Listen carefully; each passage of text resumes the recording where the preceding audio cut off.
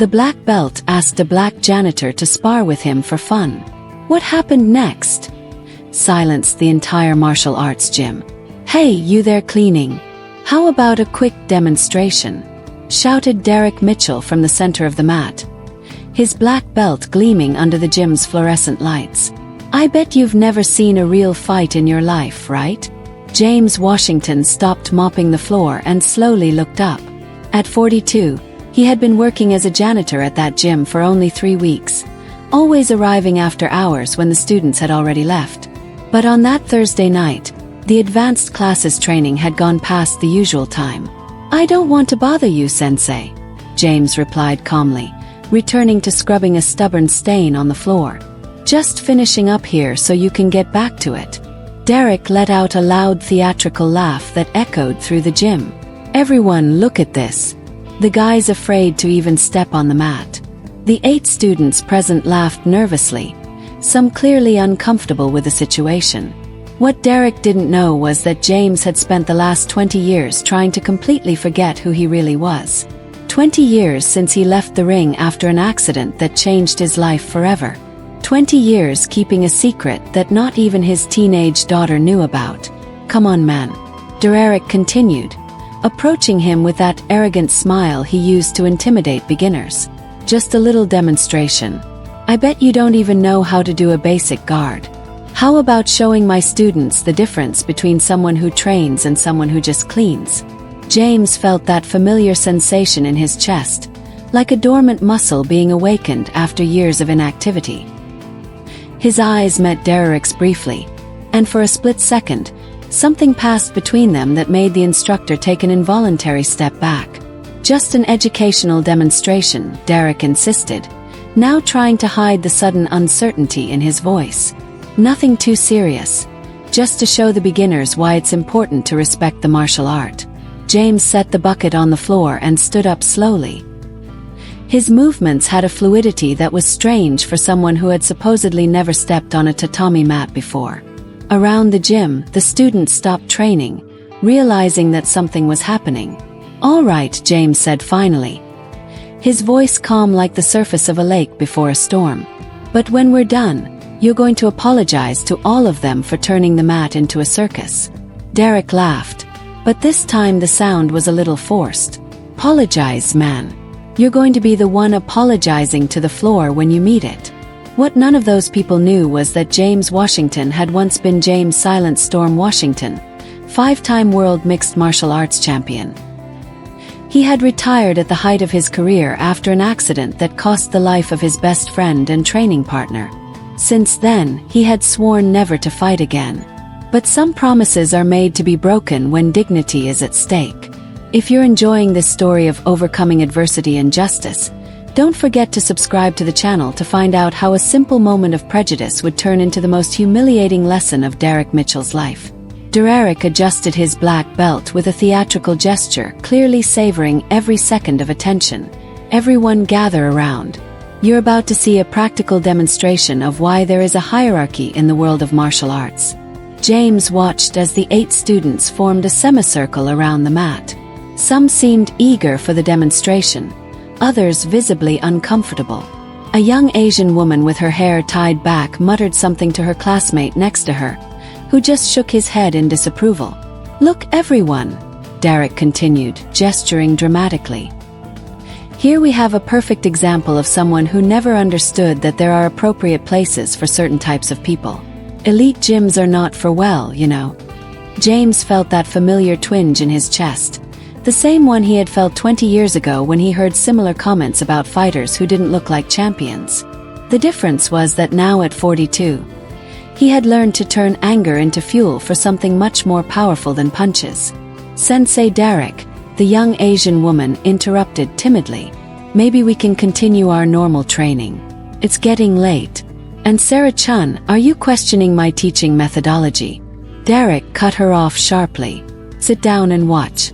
You'll learn more in the next 5 minutes than in a month of conventional training. James noticed how Derek used the girl's full name, a clear demonstration of authority. He also recognized the look of fear in her eyes. The same look he had seen in the mirror 2 decades ago when he woke up in a panic, remembering the accident that took the life of Tony Hammer Rodriguez, his best friend and training partner. Tony had died because of him. It was that simple. A series of punches that James had thrown with excessive force during sparring. Tony fell, hit his head on the floor in a strange way, and never woke up. The investigation concluded that it was an accident, but James knew the truth. He had lost control because of the pressure and the racist comments from the audience that night. So Janitor Derek sneered, "How about showing my students how to do a basic guard? Or is that too complicated for someone who only knows how to push 'em up?" Laughter echoed around the gym, but James remained motionless. His eyes closed briefly, and for a moment, he was back in that ring in Las Vegas, hearing the same kinds of comments that preceded the tragedy that changed his life forever. "What's the matter? Are you scared?" Derek insisted, now circling James like a predator. "Or are you just going to stand there like a lamppost like you do with a squeegee all day?" That was when Derek made his first fatal mistake. He pushed James lightly on the shoulder, a seemingly harmless touch, but one that carried all the arrogance of someone who had never faced real consequences for his actions. James absorbed the push without moving an inch. His feet remained planted on the ground like oak roots, and Derek felt as if he had tried to push a concrete wall. The instructor's arrogant smile faltered for a split second. "Interesting," James muttered, more to himself than to Derek. "It's been a while since someone tried to provoke me like that." There was something in James' voice that changed the atmosphere. It wasn't threat or anger. It was the frightening calm of someone who had walked through much darker valleys and emerged transformed. Derek, unable to interpret the danger signals, doubled down. "Did you hear that, guys? He thinks it's interesting. How about we show him the difference between thinking and knowing?" What Derek didn't realize was that every humiliating word and gesture was awakening something in James that had been dormant for 2 decades. Not anger or a thirst for revenge, but something far more dangerous. The crystal clear memory of who he really was when he stopped hiding. Sarah Chun watched the scene with growing discomfort. There was something about the way the janitor breathed, the way his muscles tensed almost imperceptibly, that reminded her of the documentaries about large predators she watched on the Discovery Channel. The calm before the attack. "Last chance, buddy," Derek announced, now clearly irritated by James' lack of response. "Either you accept the demonstration like a man, or I call security to escort you out. And guess what? You lose your job too." James opened his eyes slowly. When his gaze met Derek's, the instructor felt a chill run down his spine, as if he had just awakened a dragon he thought was a harmless lizard. "All right," James said finally, his voice low, but laden with an authority that made everyone present fall silent instantly. "But when we're done, I want you to explain to your students why you turned a place of learning into a circus of humiliation." Derek laughed, but this time the sound was nervous. "Explain? Man, you're going to have a lot of explaining to do when you're on the floor." What neither of them knew was that James had spent the last 20 years not only running from his past, but perfecting an emotional control that had transformed his former destructive rage into something much more refined and devastatingly effective. Each new humiliation only fueled a silent strength within him, a cold determination that his former opponents knew well, but that Derek was about to discover in the worst possible way. Derek adjusted his posture, clearly pleased with the respectful silence that had fallen over the gym. His 8 students formed a perfect circle around the mat, some eager for the demonstration, others visibly uncomfortable with the situation unfolding before them. "Everyone, you are about to witness a lesson worth more than 6 months of training," Derek announced theatrically, extending his arms like a showman. "The difference between those who dedicate their lives to martial arts and those who just clean the floor where real fighters walk." James stood motionless in the center of the mat, but something had changed in his breathing. His eyes closed briefly, and for a moment, he was no longer in that gym in Denver. He was back at the National Gymnasium in Las Vegas 22 years ago, hearing identical comments from the audience before his world title fight against Victor the Demolition Man Petrov. "Look at that little black guy. Someone in the stands had shouted that distant night. I bet he won't last 3 rounds against a real fighter. James had won by technical knockout in the second round, but the victory had cost him dearly. The pressure of the racist comments had caused him to lose control during the following sparring session, resulting in the accidental death of Tony Rodriguez. So, Janitor, Derek sneered, now circling James like a predator. How about showing my students how not to do a basic guard? Or is that too complicated for someone who only knows how to push 'em up? That's when Sarah Chin couldn't stay silent any longer. The 22-year-old purple belt in jiu-jitsu and master student in sports psychology had spent the last 2 years documenting cases of discrimination in sports for her thesis. What she was witnessing was valuable academic material but also deeply disturbing. Sensei Derek, she interrupted firmly. Can I ask you a question? Why exactly do you think it's necessary to humiliate someone who is just doing his job? The silence that followed was deafening. Derek slowly turned to Sarah, his eyes narrowing with a mixture of surprise and irritation. Excuse me, Sarah, but who's teaching the class here? You are, she replied calmly. But that shouldn't include racial humiliation disguised as a technical demonstration. Several students exchanged nervous glances. No one had ever confronted Derek like this before. The instructor felt his face flush with a mixture of anger and embarrassment. Racial. Derek laughed forkily. This has nothing to do with race. It has to do with respect for the martial art and knowing your place. James opened his eyes slowly. There was something in the way Sarah had spoken in the courage of a young woman standing up to established authority that reminded him of his younger sister Kesha. She had had that same determination, that same refusal to accept injustice silently. Kesha had died at 17, the victim of a stray bullet during a police confrontation in her neighborhood. James was competing in Japan when he received the news. Another person he loved lost while he pursued glory in distant rings. Another reason to abandon everything and disappear into the simplicity of an anonymous life. Sarah, Derek said in a dangerously low voice, if you can't respect my teaching methods, maybe you should look for another gym. There are places more suited to people with your mentality. The threat hung in the air like toxic smoke. Sarah felt a chill run down her spine, but she stood her ground. My tuition is paid, Sensei. And I believe that everyone here deserves a learning environment based on mutual respect, not humiliation.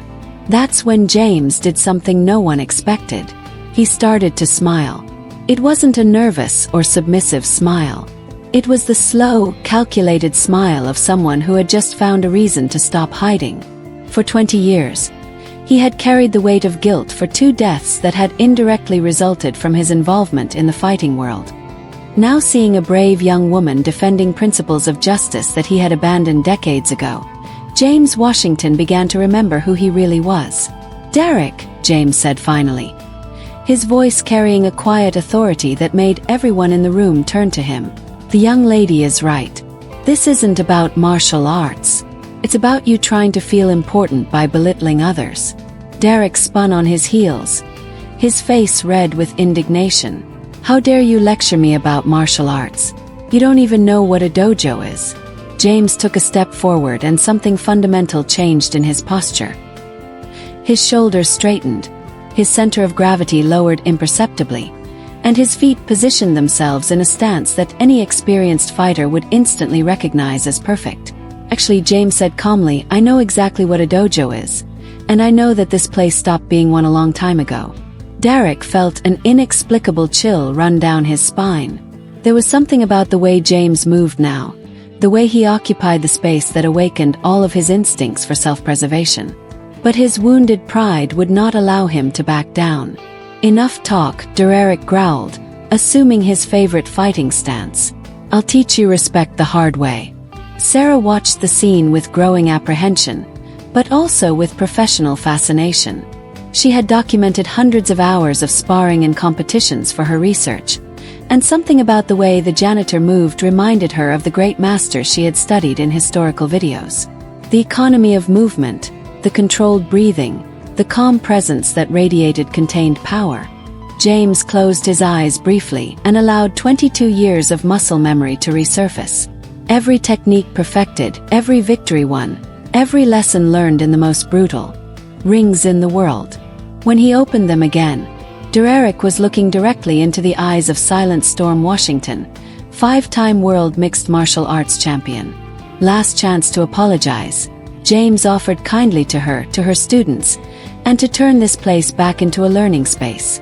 Derek laughed, but the sound came out nervous and forced. Apologize, man. You'll be begging for forgiveness when you're on the floor. What Derek couldn't see was that James had already identified all of his technical weaknesses. The high guard that left his body exposed. The tendency to retreat with his right leg first. The way he telegraphed his punches with micro-movements of his shoulder. 22 years away from the ring had not erased decades of refined technical analysis. Sarah noticed that other students were instinctively backing away like wild animals sensing an impending storm. Something in the energy of the room had completely changed, as if the air had become electrically charged before a lightning strike. It was when everyone laughed at Derek's latest taunts that something unexpected began to take shape in James' expression. Not anger or a desire for revenge, but the calm determination of someone who had found a cause worth breaking a 20-year vow of silence for. Some of those present began to realize that something extraordinary was about to happen, even without fully understanding what their eyes were witnessing. Derek assumed his favorite fighting stance, the one he had used to intimidate hundreds of beginners over the years. Feet shoulder-width apart, fists clenched at chest level, weight slightly forward, the classic stance of someone who had learned martial arts in controlled environments against predictable opponents. James stood motionless for a few seconds, simply observing. His eyes scanned Derek from head to toe, automatically cataloging every technical detail. The high guard that left his ribs exposed. The unstable base that compromised his balance. The excessive tension in his shoulders that telegraphed every move before it even began. Still waiting, Derek sneered, hopping slightly on his feet. Or are you just going to stand there like a lamppost? That's when James did something no one expected. He started to move. It wasn't a dramatic change, just a subtle repositioning of his feet, a slight lowering of his center of gravity. His shoulders relaxing into a perfectly horizontal line. But to anyone who knew what to look for, the transformation was instantaneous and frightening.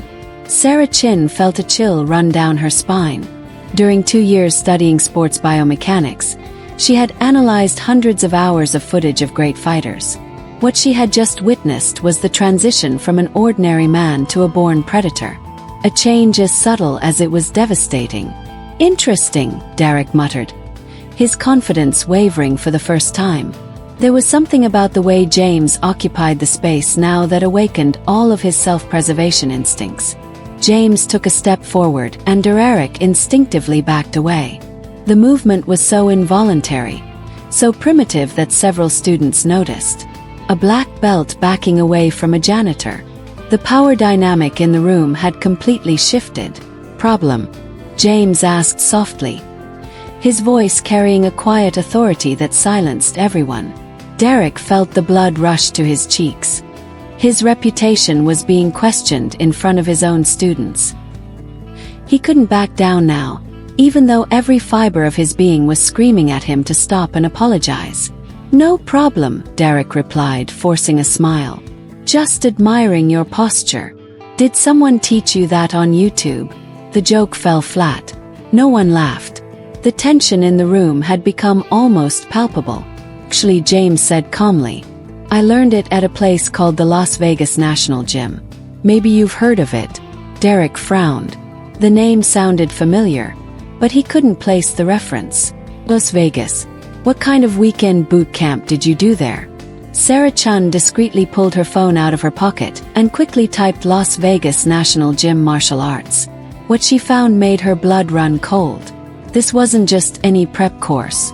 It was where the world's greatest MMA champions of the last 3 decades had trained. Derek, James continued, his voice still calm. Last chance. Apologize to Sarah for questioning her right to speak. Apologize to your students for turning this place into a circus. And most of all, apologize to yourself for becoming exactly the kind of person that martial arts should teach you not to be. The offer of clemency hung in the air like smoke. Derek could have chosen humility. He could have acknowledged that he had crossed a line. He could have preserved what little dignity he had left. Instead, he attacked. Derek's first punch was technically perfect. A fast, accurate jab, executed exactly as he had learned in the manuals. It was the kind of punch that worked against 99% of the people he had sparred with over the years. James wasn't in the 99%. The movement was so fast, so fluid that half of those present couldn't even process what had happened. James simply wasn't where Derek's fist had been aimed. His body had slid to the side like water flowing around a rock. And suddenly, Derek was off balance. His arm extended into thin air. "Nice try," James commented softly. "Already repositioned and perfectly balanced. Clean technique, adequate speed. But you telegraphed the move with your right shoulder." Derek spun wildly, trying to locate his opponent. How had someone moved so fast? "Beginner's luck," he muttered, more to himself than to James. The second attack came in quick succession. Jab, straight hook.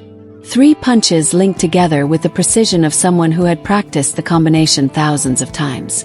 It was his favorite sequence, the one he used to finish sparring sessions and impress beginners. Again, James simply wasn't there. This time, Sarah managed to follow the movement. James had lowered himself slightly, allowing the jab to pass over his head by inches. The straight punch found only air when he leaned back in an impossible curve. And when Derek threw the hook with all his strength, James took a small step back, causing the fist to pass millimeters from his chin. "Interesting combination," James observed. "Still breathing evenly.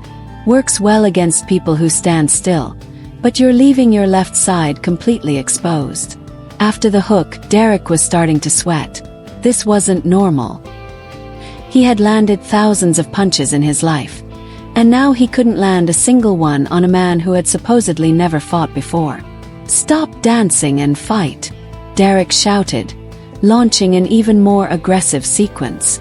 That's when James decided the demonstration had gone on long enough. Derek's third attack, a desperate combination of punches and kicks, found only air once again. But this time something different happened. When Derek recovered after missing all his blows, James was inexplicably closer. "How?" Derek whispered, realizing he had completely lost control of the distance. "Derek," James said softly, now an arm's length away. "Do you want to know the difference between someone who learned to fight in gyms and someone who learned in professional rings?" Before Derek could answer, James did something that defied everything those present thought they knew about physics. Without appearing to use any force, without any sudden or aggressive movements, he simply touched Derek on the chest with the palm of his right hand. Derek flew. He wasn't pushed or knocked down. He was literally propelled backwards as if struck by an invisible wave. His feet left the ground. He traveled nearly 2 meters through the air and landed on his back with an impact that made everyone in the room gasp. The silence that followed was absolute.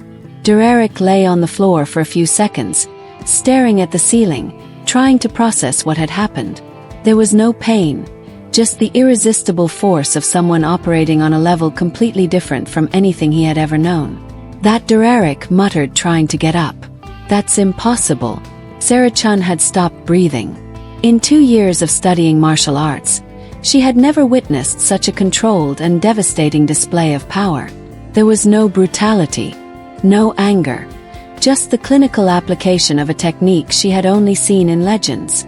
"Actually," James said calmly, reaching out to help Derek to his feet, "it's quite simple once you understand leverage, timing and energy transfer. Principles I've learned over a 22-year professional career." Derek ignored the outstretched hand and stood up on his own, his legs still shaking.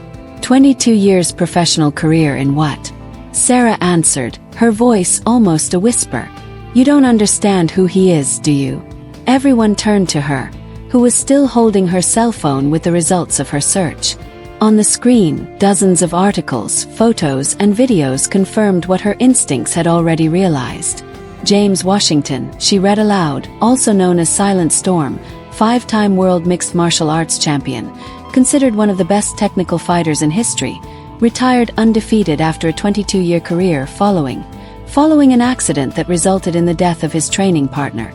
The impact of the words hit the room like a bomb. Derek felt his face go pale as reality set in. He had challenged a living martial arts legend. He had publicly humiliated someone who could have knocked him out with a casual move. Five-time world champion.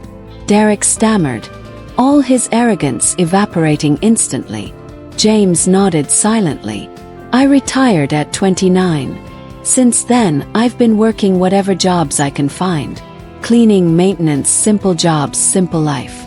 No spotlight, no cameras, no need to prove anything to anyone. The transformation in Derek was instantaneous and painful to watch. The arrogant man was gone, replaced by someone who finally understood the magnitude of his ignorance. I didn't know, Derek whispered. If I had known. If you had known, would you have treated me with respect? James interrupted gently. But would you still have humiliated some other janitor? Another worker who had no credentials to defend himself.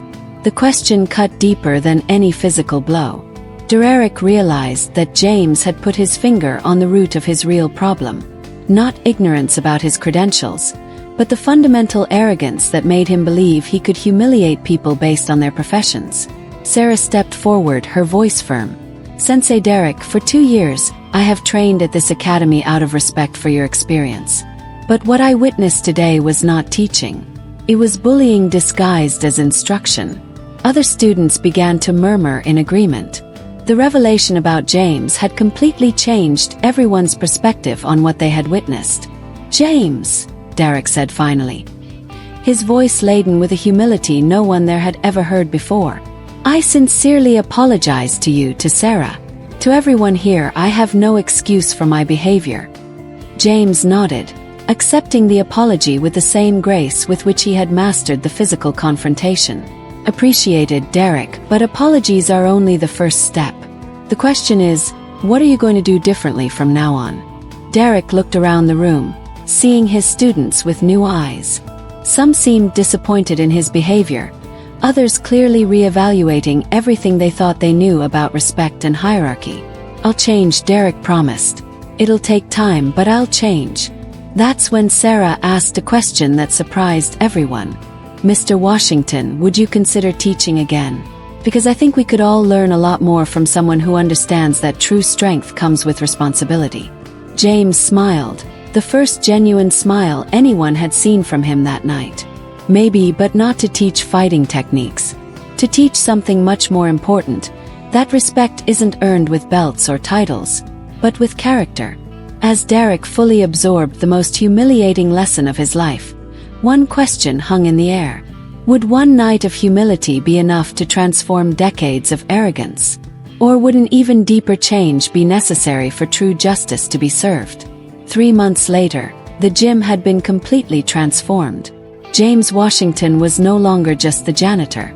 Sarah Chun had convinced the gym owner to hire him as an instructor specializing in advanced techniques and martial arts philosophy.